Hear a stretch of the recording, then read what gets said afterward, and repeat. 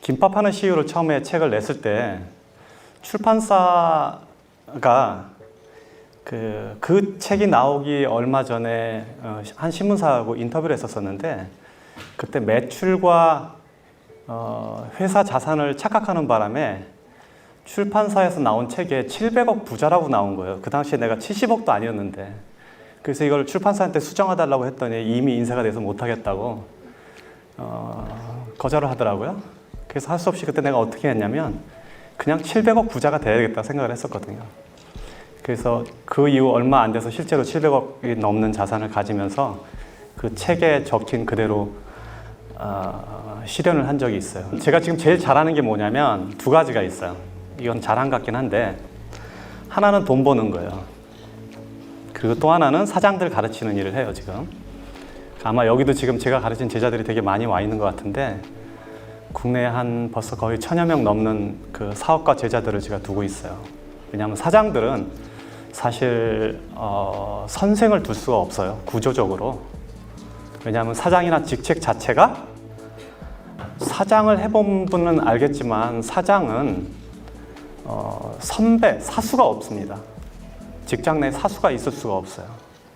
그래서 매번 실패하고 넘어지고 그럴 데가 없고 이런 일을 하는데, 저는 이제 좀 해외에 있기도 하고, 저는 또 자수성가한 사람으로 한 사람부터 직원이 한 명 있을 때부터 굉장히 많은 직원을 함께 일할 때까지 회사 전체를 지켜봤기 때문에 사장들을 가르치는 데 굉장히 적합화된 형태에 있다고 믿어져요. 그래서 굉장히 많은 사장들을 지금 가르치고 있는데, 이러다 보니까 아무래도 돈 얘기를 많이 할 수밖에 없어요.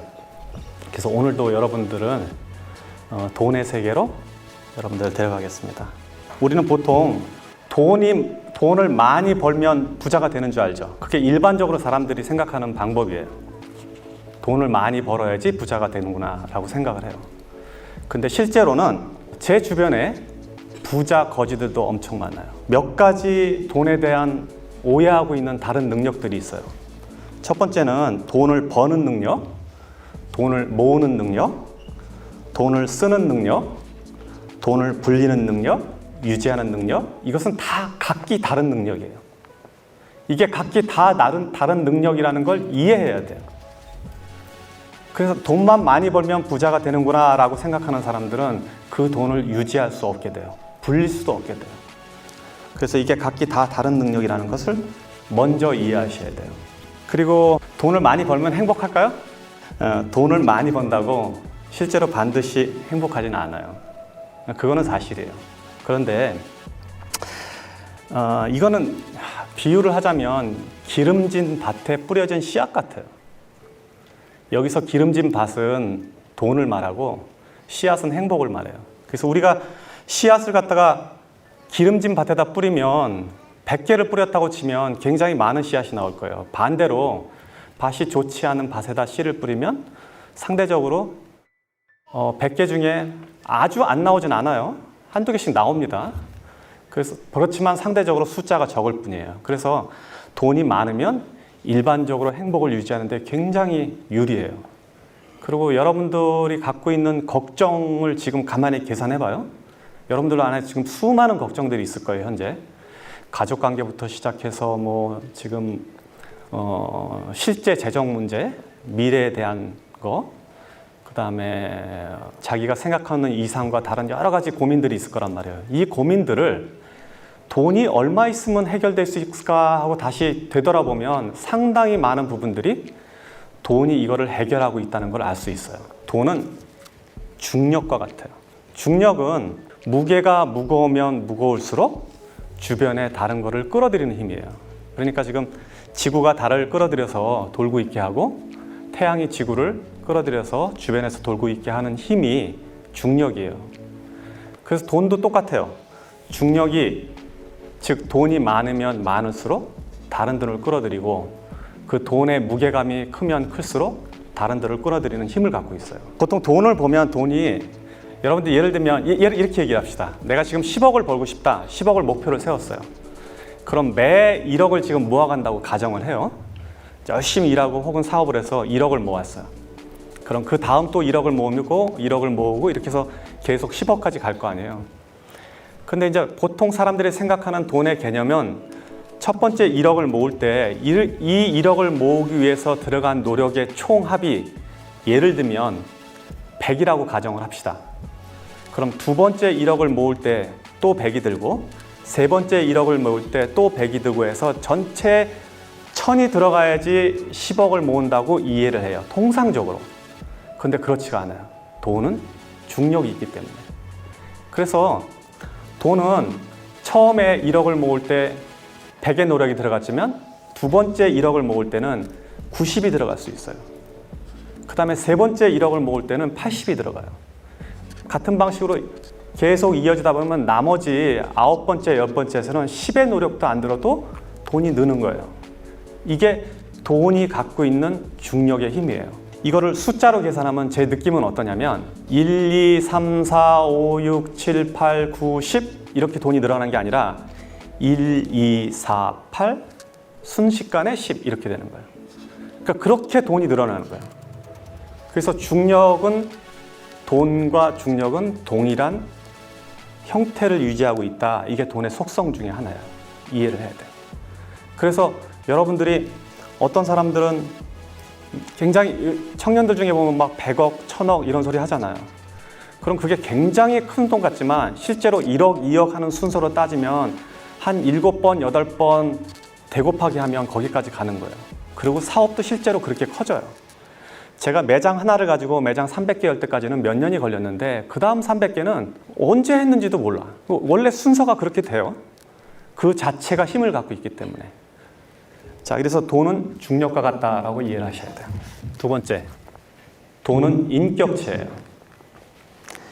인격체라는 말은 person, 인격이라는 말인데 인격체라는 거는 스스로 존재하고 생각하고 개별적 실체를 가지는 것을 인격체라고 그래요.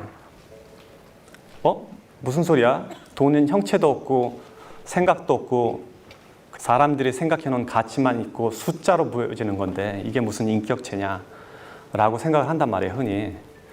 그렇지만 여러분들은 오늘 이 저녁부터는 돈을 인격체로 받아들여야 돼요. 일반적으로 이미 사람이 아닌데 사람으로 불리는 게 이 세상에 굉장히 흔해요. 지금 이 시집인은 법인이에요. 법인. 여기서 인은 사람을 말해요. 회사, 인간. 그래서 법적으로는 법인체는 인간과 똑같은 대우를 받아요. 고소도 할 수 있어요, 여러분들을. 법인인데, 사람이 아닌데. 그러니까 인격체예요. 돈도 인격체로 받아들이세요. 그렇게 이해를 하셔야 돼요, 돈을 벌려면. 자, 인격체란 뭐냐? 인격체로 돈을 이해하면 돈은 어떤 형태로 보이냐? 여러분들이 돈을 보는 시각이 완전히 바뀔 거예요. 그러면 큰 돈은 어른이고 작은 돈은 아이가 되는 거예요. 돈은 감정을 가졌어요. 돈은 생각을 해요. 그리고 또 돈은 자기가 좋아하는 데가 있고 싫어하는 데가 있어요. 그리고 돈은 헤어지는 것을 싫어하고 함께 모여있는 걸 좋아해요. 돈은 그래서 몰려다녀요. 이런 특성들을 고려하면 돈은 인격체예요. 그러니까 여러분들이 돈을 모으면, 돈을 벌면 이 돈을 인격체처럼 대해야 돼요. 작은 돈을 함부로 하면, 바꿔 말해서 어린아이를 함부로 하면 그 엄마가 우리 가게에 올까요? 아니면 그 엄마가 내 친구가 될까요? 안 오지, 싸우잖아. 그리고 밖에 가서 소문낼 거 아니에요. 그러니까 잔돈을, 작은 돈을 함부로 낭비하면 큰 돈을 모을 수 없는 것은 당연한 이치예요. 그리고 돈은 감정을 가졌어요. 그래서 여러분들이 돈을 벌었는데 이 돈을 아무 데다 함부로 쓰잖아요. 뭐 술집에 가서 탕진을 한다든지 도박을 한다든지 아니면 이유 없이 사치를 한다든지 그러면 돈을 감정을 가졌기 때문에 나를 이렇게 대하는구나 이 사람은 그렇게 생각하고 돈은 여러분들을 떠날 거예요. 왜냐하면 돈은 자기를 갖다가 하찮게 대하는 사람들을 옆에 두지 않기 때문에 그래요. 또 돈은 생각을 가졌습니다. 생각이 있기 때문에 여러분들이 무슨 행동을 하는지 면밀히 이해하고 있다가 갈까 말까를 결정하고 생각을 가졌기 때문에 여러분들이 좋은 일에 돈을 쓰면 그 돈은 다시 돌아와요. 그래서 큰 돈은 작은 돈은 아껴야 되고 큰 돈은 제대로 보내줘야 돼요. 이게 돈을 쓰는 방식 중에 하나예요. 그래서 돈은 인격체다라고 이해를 해줘야 돼요. 일정하게 들어오는 돈은 불규칙한 돈보다 힘이 세다. 사업이나 자기 생활에서 이거를 이해 못하는 사람들은 절대 돈을 못 모읍니다. 일정하게 들어오는 돈은 일정하게 들어오는 것 자체가 어마어마한 힘이에요. 아까 내가 중력 얘기했죠. 중력. 그럼 중력은 큰 돈은 상대적으로 작은 돈보다 중력이 셀 거예요. 그런데 일정하게 들어오는 돈은 한 번에 몰려다니는 돈보다 힘이 세요. 무슨 얘기냐면 매달 100만 원씩 버는 사람은 한 번에 1년 내내 굶다가 어느 날 1000만 원 버는 사람보다 힘이 세다는 얘기예요. 이거를 캐시플로우라고 얘기해요. 일정하게 물이 들어오는 거. 자, 우리 지금 비 안 와갖고 막 난리인데 비가 일정하게 골고루 오면 곡물도 자라고 우리가 온도를 유지하거나 세상을 사는데 편리한데 만약에 한 번에 비가 몰아서 오면 어떻게 될까요? 연량 강수량이 200mm밖에 안 되는데 1년 내내 안 오다가 200mm 한 번에 와. 이러면 우리 풍수로 죽게 되는 거예요. 돈도 똑같은 거예요. 그래서 돈을 어디 가서 일당으로 돈이 많이 버는 사람들 있죠. 뭐 기계 고치고 뭐 설비해갖고 하루에 30만 원, 50만 원 버는 사람들 돈을 못 벌게 돼 있어요. 그 구조적으로. 그렇게 하루 일당씩 보면 30일이면 얼마 이렇게 계산하면 여러분 수입보다 몇 배 되는 것 같지만 실제로 그런 사람들은 일정하게 돈이 들어오지 않기 때문에 그 돈을 모을 능력이 사라져버려요. 사업도 마찬가지예요. 매출이 주말에 500만 원 오르는 거 아무 의미 없어요. 매일 100만 원 오르는 게 더 좋은 거예요. 왜냐하면 일정하게 들어오는 돈은 그 돈 자체가 강력한 힘을 갖고 있어요. 이렇게 사람들이 많은 데 가면 경찰 몇 명이 군중 전체를 통제할 수 있죠. 그 통제할 수 있는 힘이 뭐예요? 그거는 조직화되어 있기 때문에요. 우리는 조직이 안 돼 있는데 경찰들은 조직화되어 있고 명령 체계화되어 있기 때문에 수많은 군중을 통솔할 수 있다고요. 그러니까 일정하게 들어오는 돈은 조직화된 돈이라고 봐야 돼요. 그래서 그 돈은 다른 돈들을 이겨요. 더 큰 돈, 목돈 2천만 원, 3천만 원 들어오는 거 아무 의미 없어. 매달 100만 원, 200만 원 버는 게 아주 무섭고 중요한 돈인 걸 알아야 돼. 고생해서 번 돈은 공짜 돈보다 힘이 세다.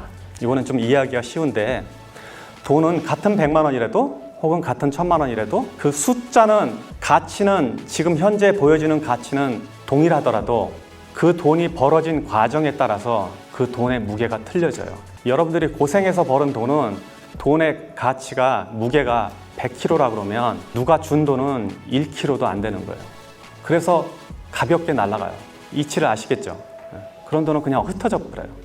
복권에 당첨됐다든지 갑자기 사업을 해서 돈을 벌었다든지 혹은 누가 줬다든지 유산으로 받았다든지 땅값이 갑자기 올라서 떼부자가 됐다든지 이런 사람들의 돈은 같은 1억이라도 내가 벌어서 꾸준히 모아서 적금 들어서 벌은 돈 1억하고는 전혀 다른 가치를 갖고 있는 거예요. 그래서 고생해서 번 돈은 공짜임보다 그 힘 자체가 그리고 그 중력 자체가 전혀 다른 역할을 하고 있어요. 사실 성공이라는 거는 한 사람의 성공은 그 이면에 굉장히 많은 사람의 슬픔과 고생을 바닥에 두고 있어요. 돈은 몰려다니기 때문에. 그래서 성공한 사람들이 하는 실수가 뭐냐면 지금 이런 거를 잘 지키지 않는 게 보통 성공한 사람들이 흔히 하는 실수예요. 제가 성공이 근본적으로 많은 슬픔과 불행을 깔고 있다는 얘기는 뭐냐면 그 깔은 자체가 마치 가시처럼 이렇게 앉아 있거든요. 그래서 그 가시를 다독이지 않으면 결국 가시는 내 몸을 찔러서 돈을 많이 벌어도 다시 돈을 흩어지게 만드는 힘을 갖는다고요. 그래서 이런 원리들을 이해해야지 우리가 돈을 모으고 관리하고 유지하고 더 확장해 나갈 수 있는 거예요.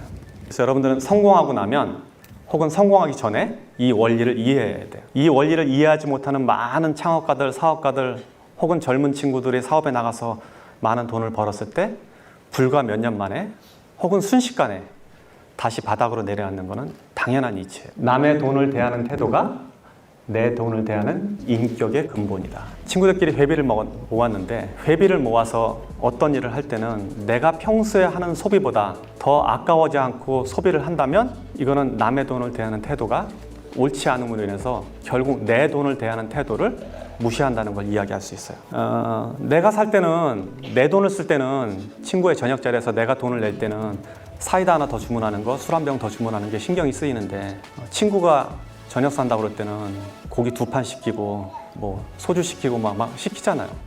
그렇게 만약에 대한다면 그 사람은 남의 돈을 대하는 태도가 옳지 않다는 거예요. 결국 그거는 자기 자신이 갖고 있는 돈을 대하는 태도와 동일해져요. 그래서 이런 사람들은 돈의 존중을 못 받게 되는 거예요. 그래서 공공물품이라든지 여러분들이 어디 나가서 세금으로 어떻게 마련한 뭐 시설물, 형태, 서비스 이런 것조차도 이게 공공자산이면 결국 그 안에 내 돈도 있고 남의 돈도 있잖아요. 남의 돈을 존중하는 태도가 자신의 돈을 존중하는 태도와 동일해져요. 뭐 딱히 그런 건 아니지만 예를 들면 미국의 사업가들은 주식회사로 회사를 움직인다 그러면 그 주식회사의 자기 지분만큼 다른 사람들의 지분이 있다는 걸 이해하기 때문에 사적인 재산과 사적으로 회사 일을 쓸 때와 공적으로 쓸 때 구분을 굉장히 명확하게 하는 편이에요. 그런데 여기서 회사를 운영하는 사람들 중에 상당히 많은 사람들은 회사에 불과 몇 프로의 지분을 갖고 있고 사장이긴 해도 이 전체를 자기 재산으로 이해를 한다고요. 그런데 여러분들은 그런 사람을 나무라는데 보통 우리들도 흔히 일상에서 그런 실수를 저지르게 된다고요. 그래서 남의 돈을 대하는 태도는 꼭 내 돈을 대하는 태도와 동일하다고 이해를 하셔야 돼요. 이거를 조금 더 설명하면 이제 수각이론이라고 나오는데 수각이론을 조금 설명할게요. 수각이라는 건 뭐냐면 이 사람이 부자가 되는 과정을 제가 유추해서 설명한 글이에요. 책에 너무 잘 나와서 내가 책을 오히려 더 왜곡할 수도 있을 것 같아서 좀 겁이 나는데 수각이 크다는 건 수각이라는 거는 물을 받는 돌이거든요. 절에 가면 많이 있어요. 물이 그 안에 흘러 들어오면 그 흘러 들어오는 물을 모았다가 일부를 내보내고 계속 모을 수 있게 하는 구조인데 우리가 저런 돈의 철학을 잘 이해하지 못하면 수각 자체가 없어져요. 그러니까 그 돌그릇 안에 그릇 자체가 작아져서 돈이 모아지지 않는 형태를 말해요. 그래서 돈에 대한 이해를 저렇게 명확하게 하면 수각이 크기 때문에 항상 돈이 들어오고 항상 큰 돈이 내 안에 남아있단 말이에요. 이 가치를 유지할 수 있는 게 바로 지금 제가 말한 몇 가지 원리예요. 오늘 이 강의를 들은 사람들은 아까 제가 정리한 저 원리를 잘 체득하시면 그 자체가 여러분들한테 실제 자산으로 옮겨질 거예요. 원래 자산이라는 것이 일을 해서 버는 돈이 있고 구조를 통해서 버는 돈이 있고 신용 자체, 상장회사 같은 거는 신용 자체가 돈이에요. 그리고 돈을 만드는 사람도 있어요. 이런 구조 안에 다 들어와 있는데 여러분들이 이 안에서 자기가 하는 역할들을 하나씩 저 틀에 따라서 따라가다 보면 여러분들 자체도 다 부자가 돼 있을 거예요. 그래서 오늘 강의는 여러분들이 실물 경제에서 실제 부자가 될 수 있는 그 팁 같은 거예요. 이런 거는 원래 잘 안 가르쳐요. 그 집안 자체가 돈에 대한 철학이나 이미 몇 대쯤 이어져서 돈을 관리하는 테크닉이 늘어난 데서만 저런 이야기를 가르친단 말이에요. 왜냐하면 저걸 가르치면 부자들은 사실은 재산이 없어지거든. 그래서 여러분들이 오늘 제가 강의한 몇 가지 툴을 잘 기억해 놨다가 이거를 여러분들의 실물 자산으로 옮겨 놓으시기 바랍니다.